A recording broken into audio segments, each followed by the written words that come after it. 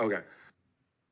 Even if he had won the ball, that's not how you defend. I think the perception is that he's not a very good defender. I just don't see what his attributes are, and he doesn't read danger. Where did this person learn to defend as a center back? Because they prioritise, I guess, that ability with the ball over being able to do fairly basic defending. He only plays the ball out of the back. Oh, look, he plays the ball forward. Are you kidding me? If you get a guy who's Smurf size and not particularly fast. I know quite a few City fans who were always puzzled by the fact he was playing for City. As it stands, I don't know that many people that like him. But I'm not a fan of him. I just don't see him as a top-class centre-half. Yeah, that's some pretty harsh criticism right there. That's rough. And it's all being said about a player who went through Barcelona's academy, went to Manchester City, went back to Barcelona, is a full international, and is currently playing for the side top of La Liga. Also, he's only 22 years old, so he's gotten pretty far in a short time in his career. The thing is that there's a lot of people who really do not believe he belongs at this level, who do not think he should be playing for an elite club,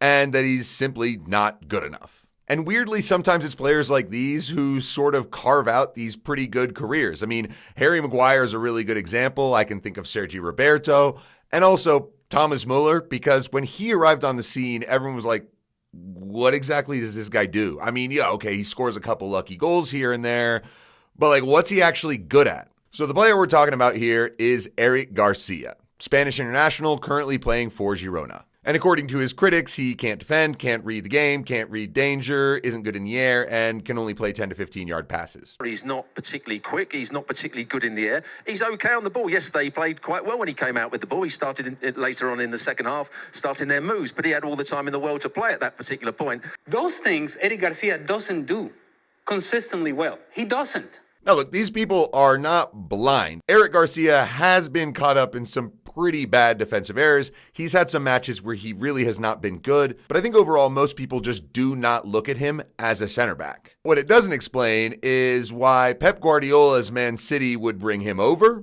and then when he would go back to Barcelona, Xavi would pick him in the side, and also Luis Enrique brought him up to the Spanish national team.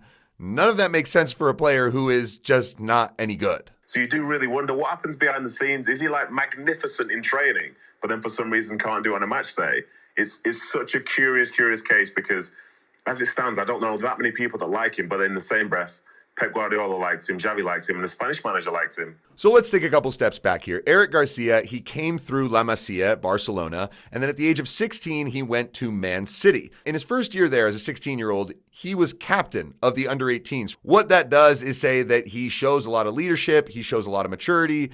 Coaches like this kind of thing. So then Pep promoted him to the first team, and over the next 2.5 seasons, he played 36 times. Now, that's not an enormous amount of games and minutes, but it is not bad for a player trying to break into the absolute highest level. In the summer of 2020, Barcelona actually came in and showed real interest in signing Eric Garcia.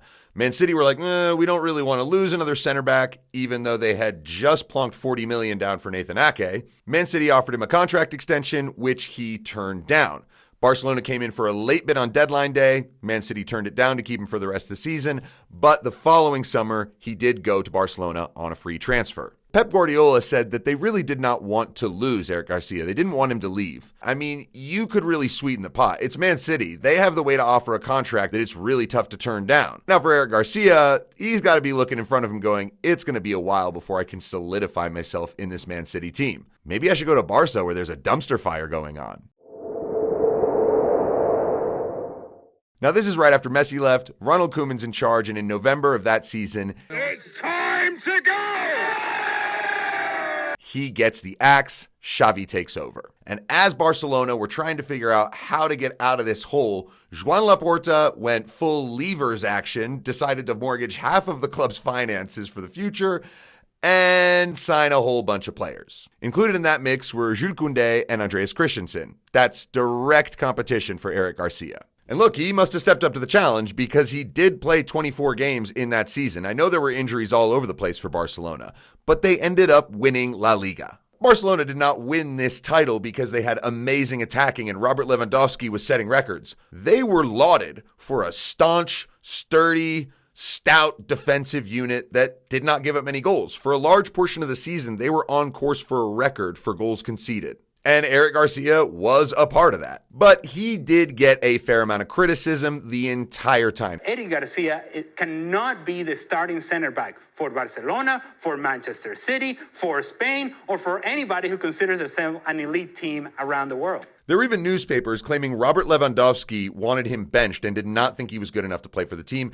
and that Joan Laporta was also contacting Xavi being like, dude, enough of this guy. Yeah, so I guess Xavi ended up getting the message, and over this past summer of 2023, he ended up going on loan to Girona. And so far, looks like a pretty damn good idea. Here's what manager Michel said about signing Eric Garcia. I don't just love him for bringing the ball out. I think he's a very good defensive player. For me, he has all the conditions to be a top center back. It's a blessing to have him. Now, Girona are absolutely flying in La Liga. They are currently top. They have only lost to Real Madrid, and for the first time in their history, they beat Barcelona away. It was quite an incredible 4-2 victory. Girona were rampant the whole time. They could have scored a lot more goals. And Xavi, after the match, said something kind of weird to me. If it was up to me, Eric Garcia would have not left us. He played a great match today. He plays without pressure. It's not the same to play for Girona than it is to play for Barcelona.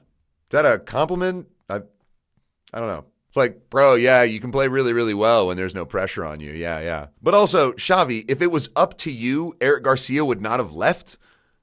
Like, you're the one that probably told him he would not be playing much. Or what you're saying is it came from the boardroom upstairs. They wanted him out and you had your hands tied and couldn't say anything.